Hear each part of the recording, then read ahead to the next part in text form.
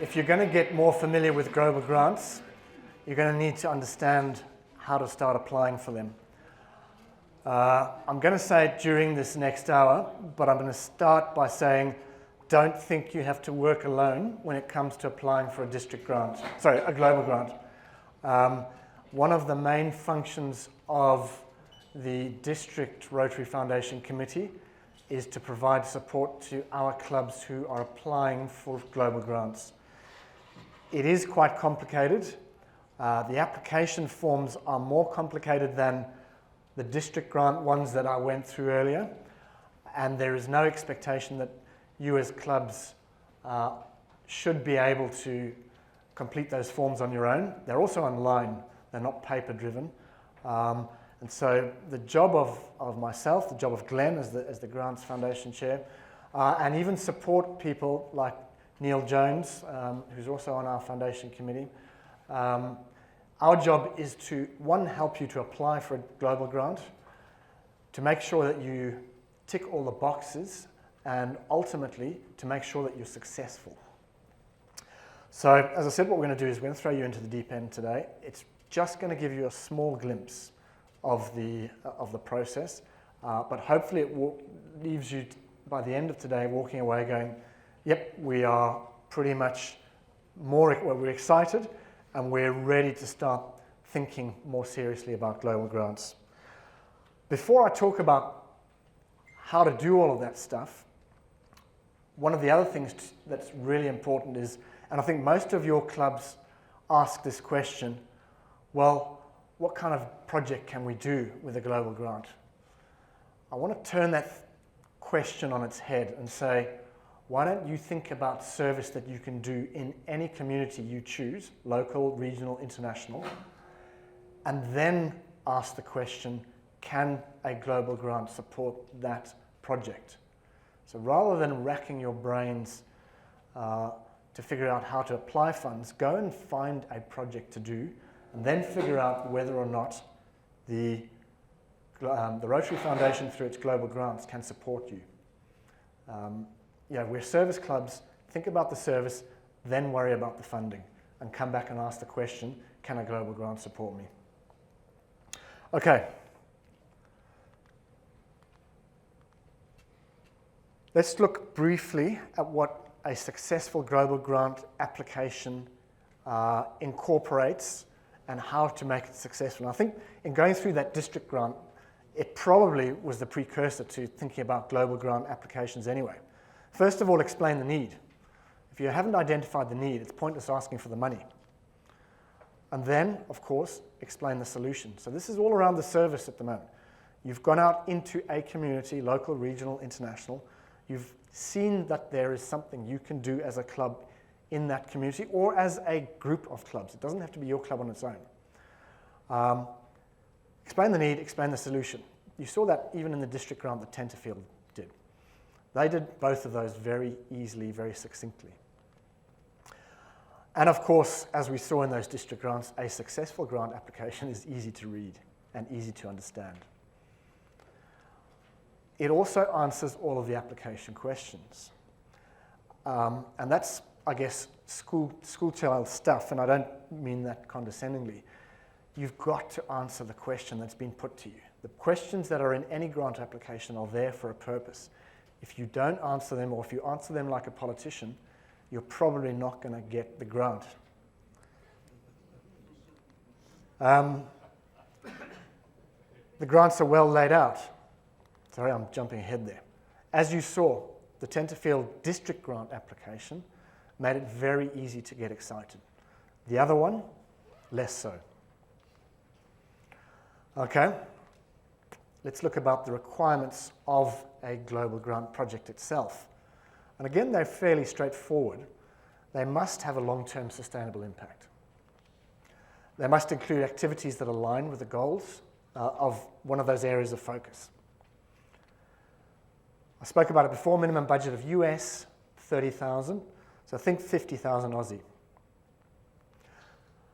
And again, absolute key.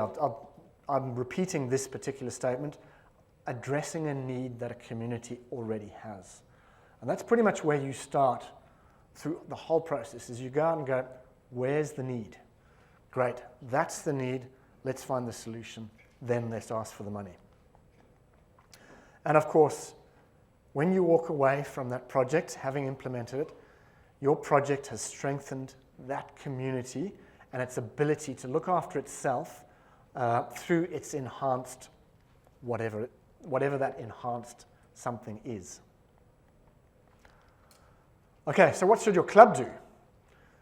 You've got to actively involve the benefiting community. Don't go in there, don't be like those Swedes that I spoke about earlier, coming into what they perceive to be a third world country and dumping something that is shiny to them and is absolutely useless 2 months later. You do have to partner with a club in another country.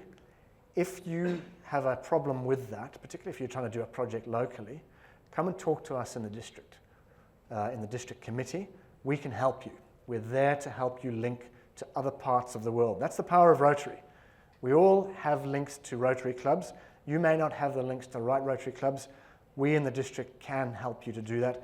And if needs be, we'll go to Parramatta, who have even more links. I should probably add to that, there's probably a few past district governors, both in this room and more broadly, who have links to other districts around the world, and they have the ability also to go out, reach out to their networks, and to ask for help. The next one's logical, develop a project plan. I don't think I need to say anything more than that. Conduct a community needs assessment. Now, this is an important part of a global grant. It actually is a separate form altogether. We're not going to look at that today, but it is a much bigger part of the application process than what you would have seen on a district grant application that I showed you earlier. Like I said, a totally different application form that forms part of the overall application. You also need to attend a grants management seminar. Now, in our district here, we've got, I guess we consider grants management seminars seminars that we do in the district to tick that box in a number of ways. But for a global grant, what we do like you to do is to actually come back to us in the district and go, we want to make sure we've done the right grants management seminar. And what we will do for you is we'll do a tailored grants management seminar for your club, and that will involve making sure that you actually fill in the application form correctly. So not only are we going to train you to apply for the grant, we're actually going to assess what you've already done, and it will involve you attempting to fill in the application, but we're going to assess what you've done and then help you to improve it with the goal of actually getting your grant to be successful. Now, we had a great example a few months ago, and it actually happened to be in Rotary Club of Broadwater, Southport. They had a project that had a significant problem to overcome in order for the grant to be achieved. Now, it took a fair bit of work on my part, working with Chicago and the clubs involved to get the right information to the right people to make sure that everybody understood what the solutions were to the big road bump that was in the way, and we ultimately got that grant approved. It required a lot of work, but the process that we structured and that we had set up, whereby we had a grants management seminar for the club, worked through the issues, kept in contact with them, ultimately led to a successful outcome. Grants management seminars, this can count as a grants management seminar certainly for things like district grants applications, as can a lot of the sessions we do at PETS and district assemblies. So keep that in mind when you have foundation seminars at assembly, when you've got president-elects going to PETS, make sure you listen up at the foundation section, because that can tick boxes too. Your club must also, once you have implemented and started on down the road of a global grant, you need to measure progress towards the outcome, which means you need to have measurable targets in the first place, but you can't go and implement the project and then not measure progress, and you must report. We've got a problem with a club in our district at the moment where the report, not from that club, but the district club involved itself with a club somewhere like it was Vanuatu, somewhere like that. It falls under the Brisbane district. That club had not done the final report for its global grant, and that's another district's club hasn't done that. but that's impacting, and that has the potential to impact our district. So any club that gets involved in any global grant runs the risk of putting our district in jeopardy and every other club's access to funds if you don't follow through right to the end and make sure that the final reports are filled in so that the global grant itself is wrapped up. I don't want to scare you with that, but it's an important obligation that you've got to follow through and report on any global grant that you get involved with. Okay, let's look very briefly at eligible activities, and this is very high level. You've got three broad types of global grant. You've got the one that most people get involved in because it's the one that we often think about going into, particularly into third world communities and doing something to help them, whether it's repairing something, putting in medical equipment, things like that. Humanitarian projects are probably the type of global grant that you're most likely to get involved in. There's also a vocational training grant, which involves a vocational training team, or a VTT, where you go in and improve job skills in that community. Most clubs are less likely to do that. You may. It's an option there. And finally, you've got scholarships, which very few clubs do, and we're not going to focus on today, but they are there.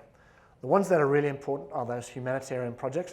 And I want you to remember the wording that's under there that says provide sustainable, measurable outcomes that address real community needs. You're going to need to be referring back to that statement in some of the work that we do in a little while. Okay, let's talk very briefly about sustainability. It's obvious when you look at the statements that are up there on screen, but we don't always think about it when we go in and do a project. I think I've referred to this a number of times anyway. You can see some bolded words: long-term solutions, addressing community needs, where those communities can maintain whatever it is after you leave. Now, on your tables, you've actually got a simple sheet that matches the picture you've got there that I want you to take home. If you haven't got one, there should be one for each of you in that instance.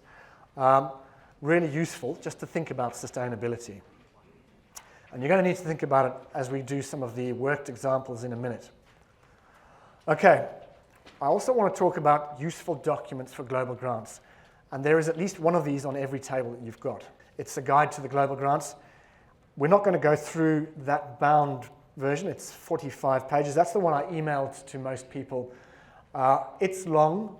It's a really good guide. Don't bother reading it until you need to, but when you need to, bother reading it. The other one that we are going to use today is an areas of focus policy statement.